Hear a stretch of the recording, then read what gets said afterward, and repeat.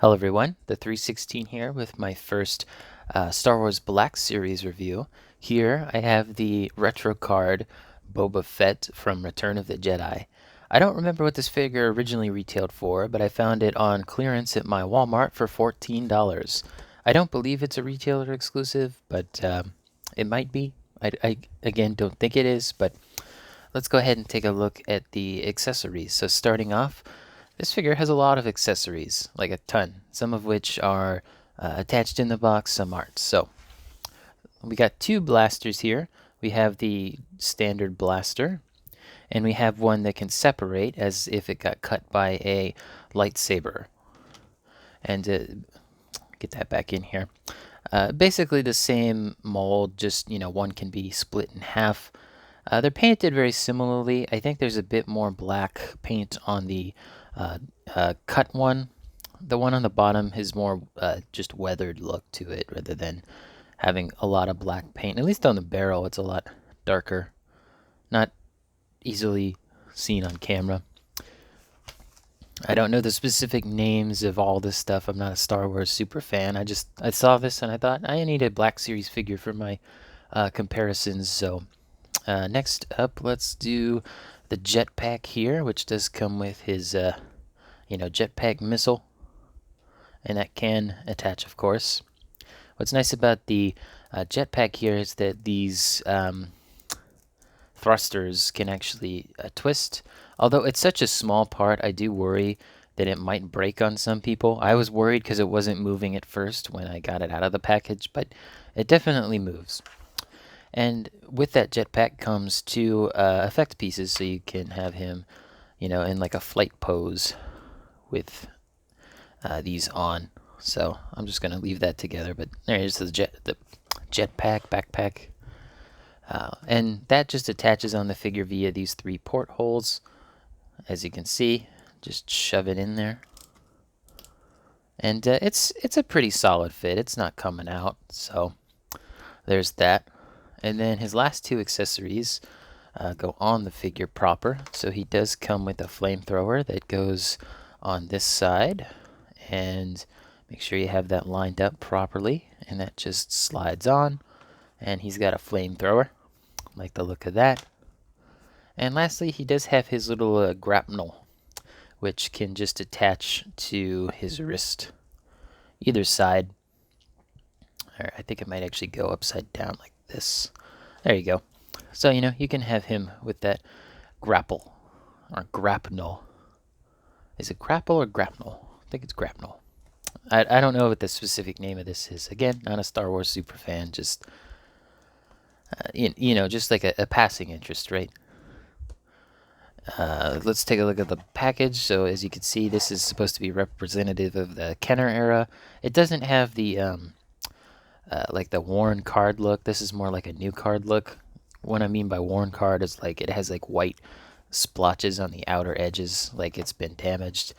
There's the barcode if you're looking for this figure, all the legalese and yada yada, and it shows other figures from this particular line. I'd like to get that biker scout, but I don't really need any more Star Wars action figures. I'm a big fan of Scout Troopers, but that's about it. Alright, now we can take a look at the figure proper, and this is a very, very good representation of Boba Fett's. I don't have any other Black Series figures to compare this to, so I'm going to assume that this is size accurate. So, yeah, we can get a good look in here. I like all of the silver paint here. Like it's very nice and reflective, and it's a little clean. The silver edges, I mean, so it doesn't really completely look like he's battle worn or battle damaged. It just, I mean on the gauntlets, I think it looks better than the torso, but I think the helmet's really good. Now they didn't actually paint the ding in his helmet, so if you want to put some silver in there, you can do so. Speaking of the helmet, one thing I thought was weird was that there's a head in here, but as you can see, the helmet is off center. So so the figure is looking forward, but the helmet's looking to the side. I might try to heat that up, see what's underneath. I think it's just like an unpainted head, because it's all like light gray under there. But he's got good range of movement in his head, and you can easily just fix that with twisting it. Speaking of the helmet, his rangefinder can come down. This was also kind of stuck in the package, so I kind of had to just warm that up for a second. But it goes up and down with no problem now. Uh, his arms are single jointed as well as his knees, but they do have a swivel, and his wrist gauntlets can swivel as well, independent to that or that elbow swivel. A lot of swivels on this figure. But yeah, the details there. It's got the gold paint on that. I'm not sure what that's called. They even painted the back of his hands. It's very hard to notice, but it's definitely painted. Uh, this is the base color of the plastic. This is the painted color. They're very similar, as you can see. Over here, he does have those wires that go up into the arm. And yes, you can extend them, but I do worry that those pieces might get a little loose over time and start to split. But I think you should be fine. Just don't overdo it, and you won't have a problem. He does have his little like beads and chains or braids. That's it. That's the word I was looking for. The braids here. It's all one piece up here, but it does split towards the bottom. And he does have his little green cape here. I don't think that's removable, but yeah, it's definitely glued on there now that I look at it. A lot of paint apps on this figure. I think that's good. Like the jetpack looks great. I have no complaints there. Very nice details. I think depending on how you view it, they missed the paint on the pockets here. It should be closer to this color, but since it's all like the same color plastic, I don't think it's really that big a deal, at least to me. I know that there's some Star Wars fans out there that are very specific and accurate, and that's fine, but like, if it's good enough, it's good enough. He's also got some like tools, I'm assuming, down here. Those are painted nice as well. His feet are a bit flat, but again, I don't know if that's accurate or not. Decent looking. So yeah, that's Boba Fett, the figure. Let's take a quick look at articulation. As I said, the elbows and the knees, they're single jointed, but they do have the swivel, and the rubber pieces get out of the way. Oh, forgot to mention that they do have the logo there that is painted nicely. Does he have butterfly joint? He does have a butterfly joint, but it's very stiff. It's definitely there, but it's stiff. And he's got that. Obviously, the shoulders get in the way. But this whole piece, like this whole chest piece, is actually just a rubber part over a plastic part. Thought that was an interesting choice.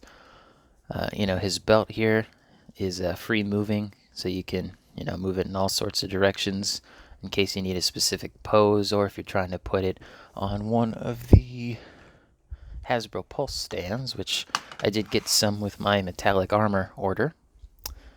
Let's see. He's got a decent spread, and he does have thigh swivel. A lot of swivels on this figure, I'm telling you. And he's got the standard foot articulation. He does not have a boot swivel, which is unfortunate. Let me go ahead and put the blaster into his hand.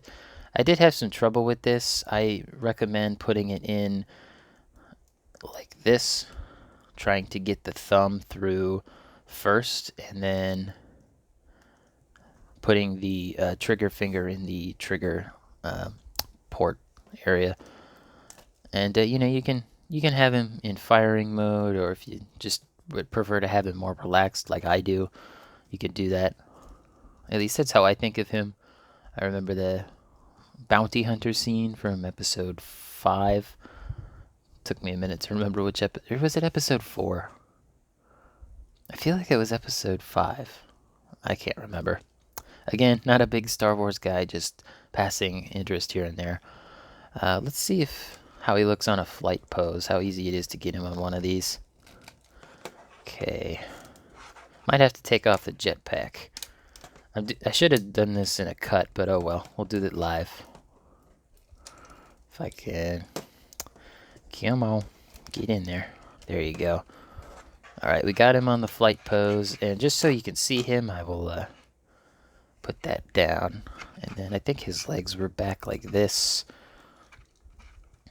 And if you want to get more range of movement out of the head articulation, just twist the neck joint, and then you can get him to look up a bit further. So, not the best of poses, but it gives you an idea. You know, you can put him in a flight stand, and not too much issue. The belt does get out of the way, and the Hasbro Pulse one seems to be good enough for him. Like, it holds his weight. It doesn't feel like he's gonna tip over forward. So, this isn't an advertisement for Hasbro Pulse. I just got these stands, and I thought I'd use them in reviews when it made sense, and this was one of them. All right, twist the neck back to the original position. There you go. Bounty hunted. All right, let's go ahead and stand him up. Then we can go into our size comparisons. So, Boba Fett here, to the top of his helmet, stands at just under 6 inches. And at his tallest height, he stands at about just under 6.5 with his rangefinder or his rocket back there.